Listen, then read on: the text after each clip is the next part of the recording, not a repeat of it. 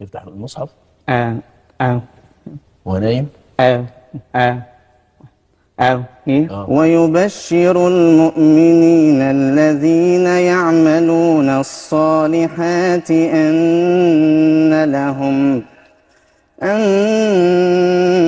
لهم أجرا كبيرا وأن الذين Assalamualaikum warahmatullahi wabarakatuh. Inilah kuasa Allah pada seorang pemuda yang bisu, tidak bisa bicara dan juga tidak bisa mendengar. Tetapi ketika membaca Al-Quran, dia fasih mengucapkan ayat per ayat di dalam Al-Quran, seolah-olah dia bukanlah orang yang bisu. Jelas ini adalah salah satu mukjizat Allah yang menunjukkan kekuasaan dan kebesarannya. Mukjizat ini menunjukkan bahwa Allah Maha Kuasa untuk melakukan segala sesuatu, bahkan hal-hal yang tidak mungkin menurut logika manusia. Dalam hal ini Allah memberikan keistimewaan kepada orang bisu tersebut agar dia dapat merasakan nikmatnya membaca Al-Quran dan memperoleh pahala dari bacaannya.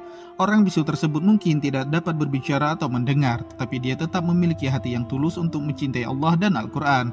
Oleh karena itu Allah memberikan keistimewaan kepadanya agar dia dapat merasakan nikmatnya membaca Al-Quran, walaupun faktanya dia tidak bisa berbicara dan mendengar. Kisah seorang pemuda bisu yang dapat membaca Al-Quran ini juga menjadi pelajaran bagi kita semua, bahwa kita itu harus selalu bersyukur atas nikmat yang telah diberikan Allah kepada kita.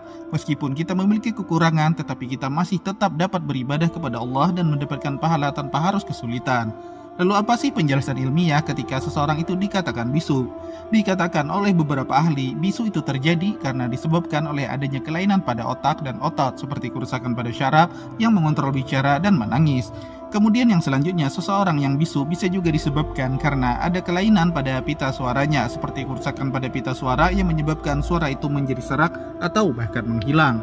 Setidaknya dua hal itulah penyebab utama kenapa seseorang itu bisa dikatakan bisu. Lalu kemudian ketika ada orang yang memang sudah dinyatakan bisu seperti itu, tetapi dia masih bisa fasih membaca Al-Quran, besar kemungkinan itu bisa terjadi karena Al-Quran memang ajaib. Al-Quran memang kitab suci yang penuh dengan makna dan keindahan, sehingga itu bisa memicu otak pemuda ini untuk bisa memproses bahasa yang kompleks dan memberikan manfaat khusus baginya untuk bisa mengucapkan ayat-ayat yang dilihatnya. Kita telah sama mengetahui bahwa Al-Quranul Karim adalah al-mu'jizatul kubra bagi Nabi Muhammad SAW.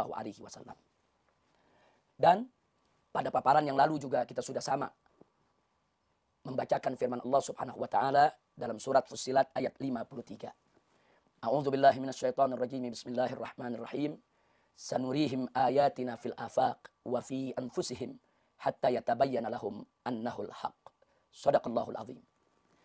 Dalam ayat ini Allah Subhanahu wa taala telah menjanjikan, di mana Allah menyatakan, kami akan perlihatkan kepada mereka, yaitu mereka-mereka yang mendustakan Al-Quran, tanda-tanda kebesaran kami di seluruh ufuk alam semesta dan pada diri mereka sendiri, sehingga akan menjadi jelas bagi mereka, terbukti untuk mereka bahwasanya Al-Quran adalah suatu kebenaran, merupakan wahyu yang diwahyukan oleh Allah Subhanahu wa taala kepada Nabi Muhammad SAW.